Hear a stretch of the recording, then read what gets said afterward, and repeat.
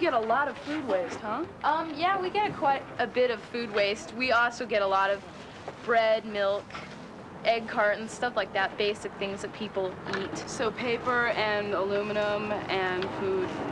And plastic. We see a lot more plastic now. Where did all this stuff come from? We work together with the Department of Sanitation, and what we do is divide Tucson up into census tracts. And then the Department of Sanitation goes over and picks up bags from the census tracts. What's a census tract? It's about 4 or 5 neighborhoods in one area. And what they do is bring us bags from each census tract. So we know what census tract or area of town it came from, but not what house it came from specifically. So here we record all the garbage, all the paper, all the plastic, everything, down to the tiniest piece of cat food. And then it goes back there, and it gets recorded whether it's plastic or paper and weighed that way. And then, Wilson. Yes. What happens after we've finished with all the garbage and they've finished with all the garbage? Then what happens to it? Well, then the garbage itself is taken out and put back in the landfill. We're just sort of interrupting the normal process so we can study it. We've got a milk carton here, and it would go in the milk category, code 011, ice cream, code 012, unknown meat, code 008, peanut butter, code 017. Here's our garbage report for the day. Well, great. How did you like sorting? It was interesting. Good. What does it tell us, though? This is archaeology, which has traditionally been used to look at prehistoric civilizations by looking at their material remains. We're using that same methodology to look at today's society, today's household. So what we've done is we've computerized all the stuff that you sorted out today. We put it on this computer form, take it back, enter it in the computer, and then we'll be able to compare different census tract, different neighborhoods, different parts of Tucson and other cities that we've done studies in. There's people that have gone into neighborhoods and done interviews to figure out what people are eating, what they're recycling, what they're doing. We find that this is a little different. Looking at the garbage, you get a little different results. Some people will over-report recycling behavior. They'll say they recycle more aluminum cans than they do, recycle less. People will say that they eat less candy than they actually do. We find more candy in the garbage. Well, what happens to all the plastics? Plastics right now going to the landfill. People are trying to develop means to recycle them, and there is a technology starting. But most of the plastics that you see in all the packaging will go into the landfill, be buried, and will stay there for hundreds of years. We're really not sure how long it's going to remain. If somebody from the year 3000 were to look at our garbage today, what would they discover? If they were to come back and look at the garbage today, they'd see that our diet has a lot of processed foods in it by the fact that all the packaging that you see. People in other times have been eating more raw foods and less processed foods. So they look at our packaging and say that we have a fairly sophisticated means of food transmission. So from looking at a representative sample of garbage from neighborhoods around Tucson, you can tell the trends that are going on for a lot of people? Right. Our sample is picked so that we are getting a few houses from each neighborhood, and we can generally say what the neighborhood is doing, and from that, with the data set of the past 13 years, see what sort of trends in food consumption are, recycling, several other things, food waste, for example. So you can really tell a lot about people by looking at their garbage. Yeah, you really can. You can tell a lot about people in general, not really individuals, because like I said, we look at the census tracts, but you can really tell a lot about what types of animals they might have, or the size of family they might have, how much food they waste, things like that. Right. Have a cookie.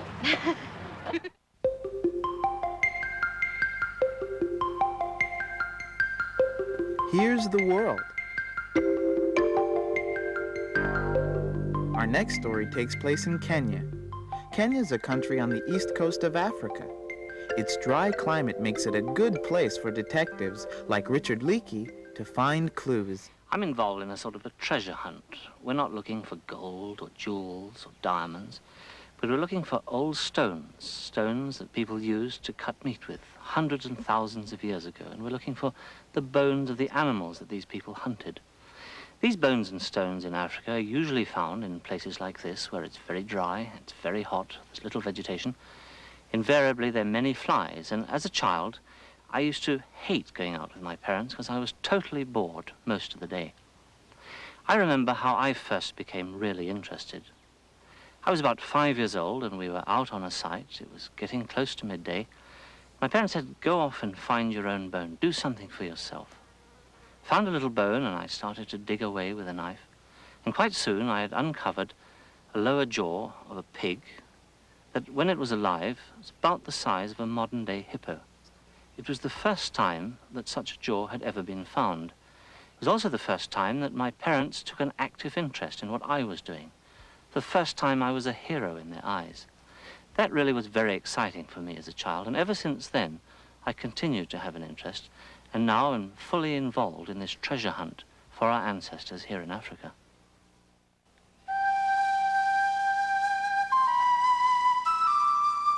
Some careers run in families. In 1942, Richard Leakey's parents, Mary and Lewis, began searching for clues to early man here in the Rift Valley in Kenya. Today, archaeologists working under the direction of Richard Leakey are still uncovering clues about early humans.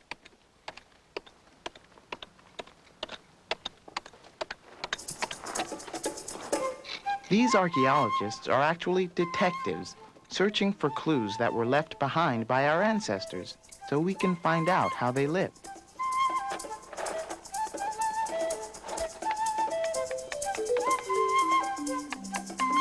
I was helping Richard Potts, an American archaeologist from the Smithsonian Institution. Just brush that dirt off of there a little bit more, Todd, and then you can dig down further, see if you can find anything. Okay. There are lots of bones and stones coming out from over here. Whoa. I think I got something here. It's just a different color, but Oh, what is that? look at that. It looks like a rock that's been shaped. It's got some really sharp edges there. Yeah, and a real sharp edge right along here. Mm-hmm. It looks like it came from something like this rock over here. Look at that. Look at the sharp edges on that. Oh, yeah. And you can see these scars, these places where other bits of rock have been removed. Mm-hmm. These seem to be the tools of early humans. Early humans lived in this area about 700,000 years ago. We know because we find lots of tools like this. Mm-hmm. They didn't know how to use metal or cement, build things of brick or anything like that. All they had were stone, which they could knock two pieces together and remove little flakes like this, little chips of stone like that. Well, how do you know that this was a tool or this might have been a tool? What clues you in to think, oh, maybe they used this to carve something else? Or Well, for one thing, there's nothing in nature that makes an edge like that. Mhm. And so it had to be something unusual that did it. But also, not only are there rocks like this, but there are bones around here that also give us clues as to the use of these rocks by early humans. There's this bone here. This has marks on it, and they're marks that were made by stone tools, by sharp stone edges like this one right here. We know that these are cut marks because we can take the bones and we can take the stones back to the museum, and we can look at the marks that are made on this bone under a microscope, and we can tell that they were made by taking a piece of rock like this and dragging it across the bone. this is what one of the bones looks like close up.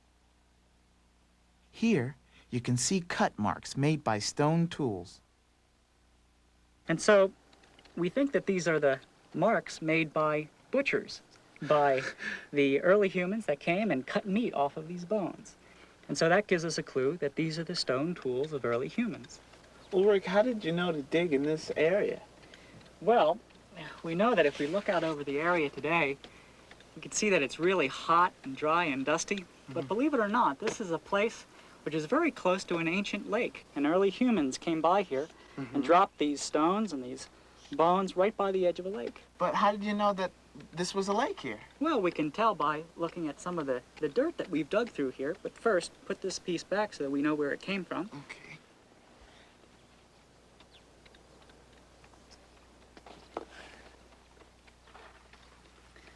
You see this white layer over here, Todd? Mm-hmm. It goes all the way over like this. Well, this is the sign of an ancient lake. These are the kinds of dirt that's laid down in lakes today. And we know that because this white color It's caused by little plants that you can only see under a microscope. And these plants only live in lakes. And so that's why we think that this is an ancient lake. And then further down here, in the layer that we're digging in, this is the kind of dirt that's only found by the edge of a lake. And so this is the margin of a lake where early humans roamed around and dropped their stones and their the bones of animals. Right. And this is also a place that is interesting to us because the lake waters right by the edge of the lake are very, very gentle, and they covered over these bones and stones without moving them. And so we know that when we find a stone tool that this is a place where early humans dropped it. What made you decide to dig right here?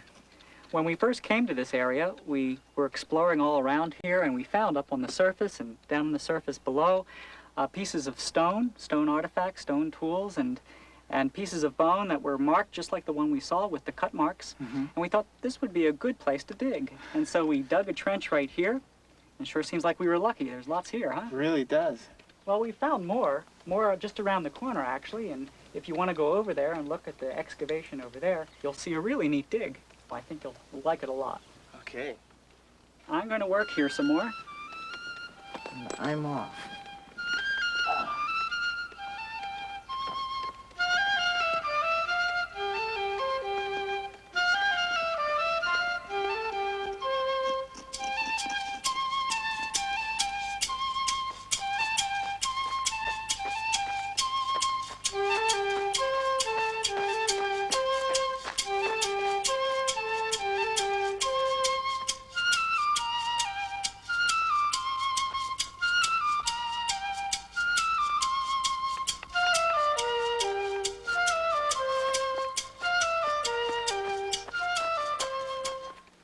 Wow. What is this? Todd, what you are looking At the next site, I met Simya Windeba, a Kenyan archaeologist. He's found the remains of a 700,000-year-old elephant. How do you know it's an elephant? Now look at these bones, the size. They're really big and they're generally long, which is a good indication that they belong to an elephant. Yeah, they're huge, as a matter of fact. Yeah, but besides that, we have real evidence, which is over there. This is the evidence. What you are looking at is the lower jaw of an elephant with the tooth intact. Which is the tooth? This whole thing. This entire thing is the tooth. Yes, it is. It's huge. It is, because an elephant is huge. Probably needs huge teeth, too. But another thing you have to remember is that an elephant has just 4 teeth, one in each side of the jaw. So probably that's the reason why elephant teeth are so huge. How did this elephant die? That we don't know. But we know quite a number of things about this elephant. Come over here. Okay.